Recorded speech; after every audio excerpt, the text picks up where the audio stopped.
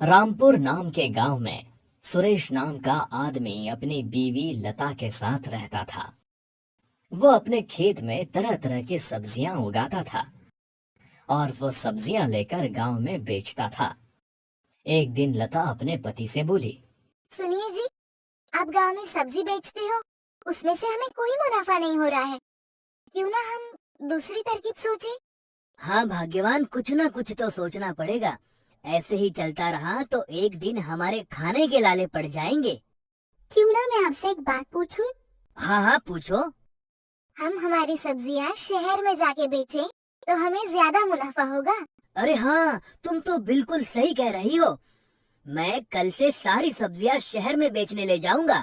चलो अब खाना खाकर सो जाओ, सुबह जल्दी भी जाना है तुम्हें। वो दोनों खाना खाकर सो जाते हैं। अगले दिन सुरेश सब्जियां बेचने शहर चला जाता है।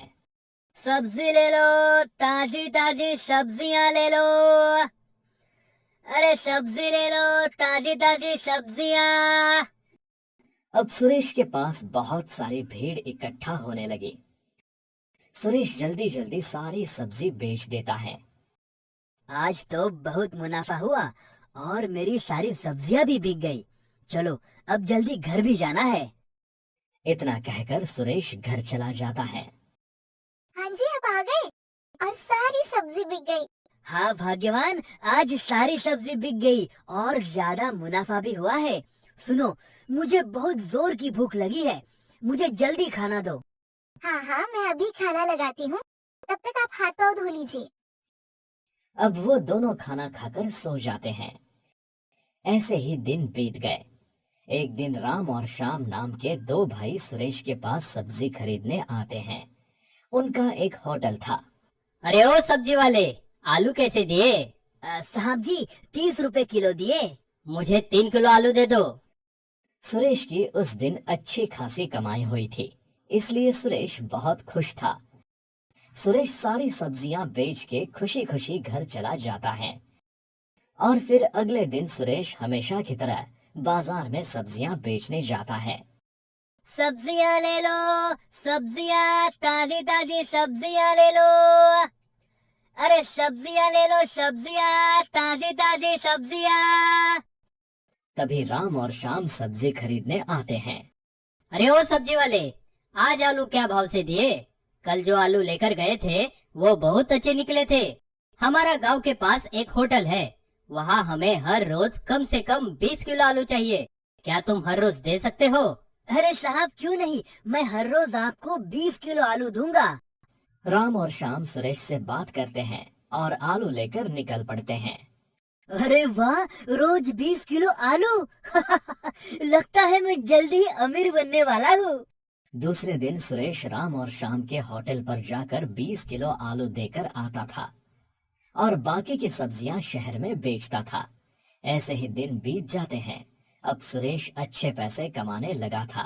एक दिन सुरेश अपने खेत में सब्जियां तोड़ रहा था, तब उसने देखा कि सब्जियों को कीड़े लगे हुए हैं। अरे ये क्या हुआ, सब्जियों में तो कीड़े लगे हुए हैं। कुछ ना कुछ तो करना होगा। ऐसा ही चलता रहा तो मेरी सारी सब्जियां एक दिन नष्ट हो जाएगी। हाँ जी, सुनते हो? क्यों ना हम सब्जियों पर कोई केमिकल छिड़कते हैं, जिससे हमारी सब्जियां अच्छे से हो जाए। हाँ भाग्यवान, ऐसा ही कुछ करना होगा। सुरेश गांव में जाकर जहरीले केमिकल खरीद लेता है और जल्दी जल्दी में सब्जियों पर केमिकल छिड़क देता है और राम और श्याम के होटल पर सब्जी देकर आता है। अब ऐसे ही कुछ दिन चलता रहा। राम और श्याम को सब्जियां पसंद नहीं आ रही थी। ऐसे ही एक दिन सुरेश सब्जियां लेकर होटल पर आता है। अरे सुरेश, हमें आपकी सब्जियां कुछ ठीक नहीं लग रही। कोई परेशानी है क्या? अगर ऐसा कुछ हो तो बताओ हमें। अरे साहब, ऐसी कोई बात नहीं, तुम बेफिक्र हो जाओ। बहुत अच्छी सब्जियां है मेरी। फिर भी सुरेश अपने सब्जियों पर केमिकल छिड़क रहा था। अब सारे ग्राहक सुरेश से शिकायत करने लगे। अरे सुरेश, तुम्हारी सब्जियां खाने से पेट बहुत दर्द करने लगा है। अरे साहब, ऐसे कैसे हो सकता है? सब्जियों से भला किसी का पेट दर्द करता है? आप किसी अच्छे डॉक्टर को दिखाओ। ऐसा कहकर सुरेश ग्राहकों की बात को टाल देता है। सुरेश पूरी तरह लालच में आ गया था। ज्यादा मुनाफे के लिए सुरेश खेत में केमिकल छिड़कना बंद ही नहीं कर रहा था। अब सारे लोग बीमार पड़ने लगे थे। शाम को सुरेश पे शक होने लगा। एक दिन शाम राम से, अरे राम, मुझे लगता है ये सुरेश जरूर सब्जियों पर कुछ केमिकल छिड़कता है। मुझे कुछ तो गड़बड़ लग रही है। हाँ भाई, मुझे भी कुछ ऐसा ही लग रहा है।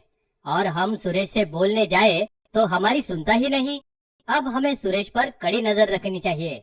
अब वो दोनों सुरेश पर कड़ी नजर रखते हैं। एक दिन राम अचानक सुरेश के खेत में जाता है और सुरेश को जहरीला केमिकल छिड़कते हुए पकड़ लेता है।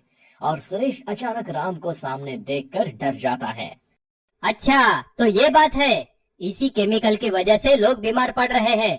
सुरेश, तुमने अच्छा नहीं किया। साहब जी, मुझे माफ कर दीजिए। मैंने तो सिर्फ सब्जियों पर लगे कीड़े मारने के लिए इसका उपयोग किया था।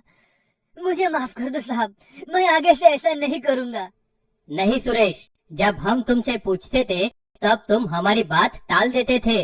अब मैं ये सारी बात सबको बताऊंगा। और हाँ, कल से हमारे होटल पर सब्जियां देने की कोई जरूरत नहीं है। राम अब सभी लोगों को ये बात बता देता है।